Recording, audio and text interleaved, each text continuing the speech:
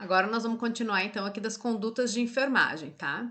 E aí nós vamos falar primeiro de uma forma mais ampla, tá? Realizar ações de promoção de saúde, orientação de alimentação saudável e prevenção do excesso de peso. As pessoas não sabem o que é alimentação saudável, tá? Realizar ações de vigilância nutricional. E aí o que compete, né, a nós e a técnico de enfermagem? Aferir os dados antropométricos de peso e altura dos pacientes que chegam, né, até as unidades básicas de saúde. Identificar os casos de riscos e, quando for necessário, buscar o apoio especializado. Né? A gente tem que ser capaz de orientar o paciente quando ele está com as medidas de IMC dele alteradas. Na fase inicial do tratamento, deve-se ter por base a perda de peso, para depois trabalhar junto ao paciente a manutenção do peso perdido. Né? Hoje em dia, muitas unidades de saúde já têm grupos de obesidade. Né? Se falava muito no hiperdia, que é o grupo de hipertensos e diabéticos, mas hoje a gente tem feito também os grupos de obesidade. Perdas de 5 a 10% do peso podem melhorar significativamente as doenças associadas à obesidade, como a pressão arterial, as alterações das lipoproteínas, né, que é o colesterol, o número de apneias, né, então a apneia é aquela, no momento que a pessoa fica sem respirar, principalmente durante o sono, e as hipopneias, quando ela está recebendo pouco oxigênio, né? Tá com a frequência respiratória muito baixinha durante o sono, e diabetes tipo 2, tá? Os usuários com sobrepeso, então, que estão com MC entre 25 e 29,9, associado a comorbidade, então ele tem um sobrepeso, né, uma obesidade grau 1, mas ele também tem uma diabetes ou uma hipertensão, né? Ou aquele que apresenta a obesidade com IMC maior que 30, que já é grau 2, devem ter consulta com um nutricionista para acompanhamento nutricional. Porque a gente pode orientar uma alimentação saudável, mas não compete a nós, tá? Orientar assim, ó, ele vai comer 2 fatias de pão com o queijo branco, com o leite desnatado, isso não compete à enfermagem, a gente não faz, certo? E acompanhar o controle dos agravos à saúde associados, né, a partir da contrarreferência. Então, por exemplo, aquele cara que teve uma crise hipertensiva foi para a UPA, né, e a gente ter esse acompanhamento dele, né, estimular que ele participe do grupo de hiperdia, tá, e fazer um controle. Cuidados e orientações, então, o que a gente consegue orientar o nosso paciente, tá? Estimular a perda de peso através da dieta hipocalórica, evitar o consumo de doces e gorduras, diminuir o consumo de carboidratos, tais como pães, massas, tá? Lembrando que os doces, eles vão aparecer nas tabelas nutricionais, né, nas listas de ingredientes, enfim, como carboidrato. Iniciar as principais refeições pela salada. Por quê? Se a gente deixa a salada para o final, a gente está comendo por obrigação a salada, né? E a salada ela tem que ser comida antes de a gente começar, para ela já nos dar um pouco de saciedade. A gente demora a receber, né, a comunicação de saciedade. Então, enquanto a gente está comendo a salada, né, o nosso estômago está mandando, então, né, para os nossos hormônios de saciedade, né, essa comunicação, e aí na hora que a gente chega ali no carboidrato, a gente já tá com menos fome. Comer pausadamente sem pressa, justamente por causa dessa comunicação de saciedade, tá? Mastigar lentamente os alimentos, utilizar diários alimentares, e isso é muito legal, a gente fazer recordatório alimentar, tá? Então, por exemplo, a gente faz normalmente das últimas 24 horas, né? Ou a gente estimula o paciente que ele faça por uma semana e depois nos traga pra gente conversar sobre, porque se a gente escreve o que a gente come, é que a gente se dá conta que a gente toda hora belisca alguma coisa, que a gente come umas porcariazinhas no meio do caminho, quantos pratos eu comi naquela última refeição, né? Então é a gente poder anotar isso para poder se dar conta quando a gente olhar, tá? Fazer refeições fracionadas, evitando o jejum prolongado. Por quê? Porque quando eu como de 3 em 3 horas, eu evito ataque de fome, né? Daqui a 3 horas eu provavelmente não estou com fome, né? Eu estou comendo, né? E aí, quando eu não estou com fome, eu consigo medir meu prato, distribuir a alimentação, começar pela salada. Agora, se eu tô com fome, eu quero mandar ver, não é? E aí eu quero mandar ver no carboidrato, porque é isso que me dá saciedade, né? Eu quero mandar ver na massa, no feijão com arroz, não é? Do que é pesado. Realizar exercícios aeróbicos regulares, como caminhada, para perda de peso e de massa adiposa. E realizar exames de rotina periodicamente, como controle de doenças associadas, como a dislipidemia, que é o colesterol, a diabetes e a hipertensão. E essas são o que a gente consegue orientar o nosso paciente. Então, aqui são as questões. Para eu orientar isso aqui, eu tenho que entender sobre isso, certo? Mas são as orientações que o próprio técnico de enfermagem faz, tá? Quando ele está até, inclusive, ajudando a construir um plano de autocuidado. Esse aqui eu acho fantástico, tá? O ciclo da obesidade. Olha que legal. Eu já tinha visto essa imagem quando encontrei ela e eu, vou colocar para vocês, tá? A gente comer nos dá muita saciedade, estimula hormônios de prazer, não é? Então a gente acaba tendo problemas na vida, ou porque a gente tá triste, ou porque tá com problema no trabalho, ou porque tá ansioso que tá fazendo aula à distância e não tá dando conta das tarefas, né? E a gente senta para fazer aula e come enquanto tá fazendo aula. Eu tô muito triste e eu como, né? E tudo a gente vai se relacionando a isso, né? Eu tô estressado, o que a gente faz? A gente come e todo mundo faz isso. Só que algumas pessoas fazem de uma forma excessiva e outros têm um pouquinho mais de controle, tá? Então, os problemas da vida, você se sente mal com isso. Aqui, sua mente procura te deixar bem.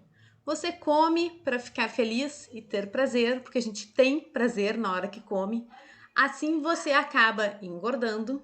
Os problemas relacionados ao peso começam a aparecer, né? Principalmente, e aí eu quis destacar aqui, essa imagem eu coloquei, né? As pessoas apontam, as pessoas falam, né? Ninguém fala como tu tá linda, mas as pessoas falam como tu engordou, né? As pessoas são muito cruéis, né? E aí o que a gente faz? A gente começa a se sentir mal com isso, porque os problemas de saúde começam a aparecer, e aí de novo, né? Você somente procura te deixar bem, você come para ficar feliz, você acaba engordando ainda mais, os problemas relacionados ao peso pioram, e aí você se sente mal com isso, e esse ciclo acaba sendo um ciclo vicioso. Agora eu quero conversar com vocês bem rapidinho sobre nutrição no dia a dia, tá? Um estilo de vida saudável não muda apenas o seu corpo, ele muda a sua mente, suas atitudes e seu humor também, tá? Então aqui eu quero falar só um pouquinho com vocês e bem rapidinho, assim.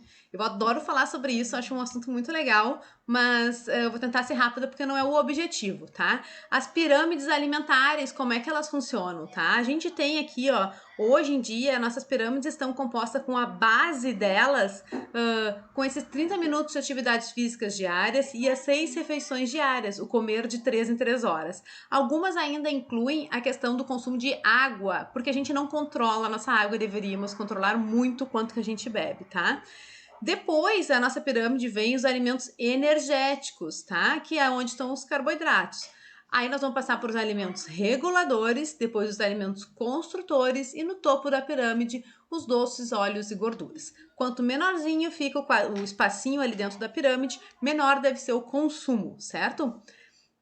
Aqui está ela distribuída com imagens para vocês poderem olhar depois, né, e identificarem. Aqui é uma pirâmide alimentar infantil. Por que eu coloquei? Só para vocês observarem como a pirâmide infantil é exatamente igual à pirâmide do adulto, né? Porque a gente tem uma tendência muito forte a quando a gente vai receber uma visita que vem com criança, ou quando vamos receber a criança mesmo, né? Um afilhado, um sobrinho, enfim, de preparar o quê? Um bolo, um doce para receber a criança. Ninguém para e prepara uma salada de frutas para receber a criança, né? Um iogurte com granola. A nossa tendência é fazer doces coloridos e doces, tá? Essa imagem é muito legal. Isso aqui a gente tem que conseguir orientar, né, o nosso paciente, tá? 50% de um prato ideal, ele deve ser composto por vegetais ou salada, né, que podem ser cozidos, enfim, 50% do prato. 25% do nosso prato tem que ter proteína. Então aqui proteína, né, tem a proteína animal e a proteína vegetal. Feijão é proteína vegetal, né? E os outros 25% carboidrato, que é o arroz, macarrão, tá? É batata, né? E aí eles vão estar aqui nos carboidratos. Por favor, não me vem com aquela história assim, eu como salada todo dia. Ah, é que salada tu come? Salada de maionese, batata de maionese, né? Maionese de batata? Não, né, gente? Essa batata aí, ainda mais com maionese, a maionese é gordura, a batata ela vai entrar no carboidrato. Então tá aqui, o mesmo prato, tá? Foi um prêmio Nobel, tá? Da medicina, o homem que falou e que comprovou que a gente deve ter um prato com pelo menos 7 cores para ser saudável. Então tem uma análise muito legal que a gente faz. Tu entra naqueles buffets, sabe? Que a gente se serve, assim, e fica olhando o prato das pessoas. 80% das pessoas fazem um prato branco com amarelo. Observem, depois vocês me contem. Tá? Outros exemplos aqui de pratos coloridos com 50% salada, 25% carboidrato e 25% proteína, tá? Podem olhar depois com calma. O grande problema, né, e a pior parte da dieta é convencer o estômago que o alface é melhor do que a lasanha. Não tô dizendo para cortarem carboidratos, isso aqui foi uma campanha do Ministério da Saúde, tá? Porque as pessoas começaram a condenar muito o carboidrato por causa da questão de considerar que engordava, mas nós temos que lembrar que o carboidrato é energético, nós precisamos dele, só não podemos comer de forma excessiva, tá? Por que comer de 3 em 3 horas, né? Acelera o metabolismo, porque tu mantém a máquina trabalhando o tempo inteiro, sem longos períodos de jejum. Evita os ataques de fome, que foi que eu falei lá na frente para vocês. Mantém os níveis de energia alto. Evita a destruição de músculo, porque quando a gente fica muito tempo em jejum, né? O que acontece é que se a gente não tem... gordura para degradar ou não tem ali circulante, o nosso organismo vai começar a atacar primeiro as células que estão de gordura que estão no músculo, tá? E aí ele vai quebrar músculo e não tecido magro. Por isso que aquele jejum prolongado não são ideal para quem quer fazer um estilo de vida saudável. Eles são ideais para quem quer perder peso muito rapidamente, tá? Evita picos de insulina durante o dia. Olha o que a gente falou lá do diabético. Por que o diabético não pode ficar tanto tempo sem comer? E melhora a queima de gordura, tá? Isso aqui é um estilo de vida, essa proposta. É manter uma dieta. Não adianta a gente propor algo para o paciente que ele vai perder 10 quilos, sei lá, né? Em 4 meses, vamos supor. E aí depois ele tem que manter aquela dieta. Tem umas dietas que não são impossíveis de serem mantidas para toda a vida, né? Isso aqui é um estilo de vida que a pessoa pode manter. Aqui são exemplos de lanches, tá? Mas mantendo também 50%, né, de frutas, né, verduras, né, 25% carboidrato e 25% proteína. Olha aí, ó, iogurte entra na proteína, né? Esse aqui foi na minha casa, eu fazendo com as minhas filhas, né? Esse lado aqui é uma tapioca, né, com... Acho que esse aqui é alface, atum e queijo. E aqui é uma crepioca, que é quando a gente bate ovo com espinafre, tá? Olha só, essa fotinha já tá antiga, mas eu gosto de botar para vocês verem. Estilo de vida a gente cria desde sempre, né? Então aqui a gente chama de pizzaioca, né? Quando a gente faz a massa da pizza com ovo e uma colher de tapioca, a gente bate e vira a massa da nossa pizza. E aí eu tô substituindo o meu carboidrato, virou essa colher de tapioca, né? E a proteína são os ovos. E aí em cima a gente coloca o recheio, né? Então elas adoram, elas fazem, elas enfeitam e acabam achando muito mais gostoso e prazeroso, né? Aquele momento de se alimentar. Uns memes sempre válidos, porque é muito difícil mudar um estilo de vida e sair da zona de conforto, algo que a gente está acostumado, é um hábito, tá? E o que é legal da gente lembrar, hábitos para qualquer coisa na vida, tá? Só são considerados que eles entraram na nossa rotina depois de 3 meses que eu consiga fazer daquilo uma rotina.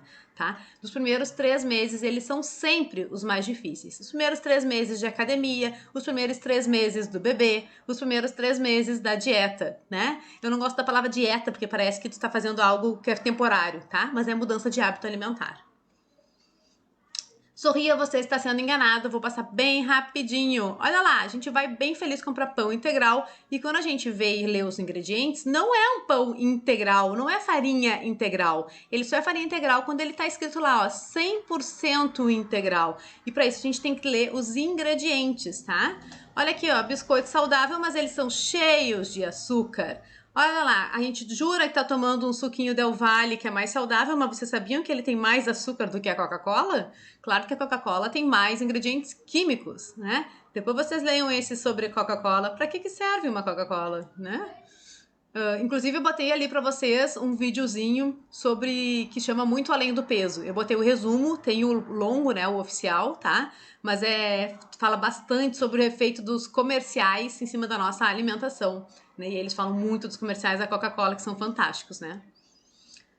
Olha aí, aí as pessoas me dizem assim, eu não uso açúcar, eu uso adoçante. Adoçante, gente, é química pura. É melhor vocês usarem açúcar do que adoçante. Diminui a quantidade de açúcar ou substitui por um mais saudável, tá? E aqui tem um monte de coisinha para vocês poderem olhar e ver aí o quanto a gente é sacaneado, tá?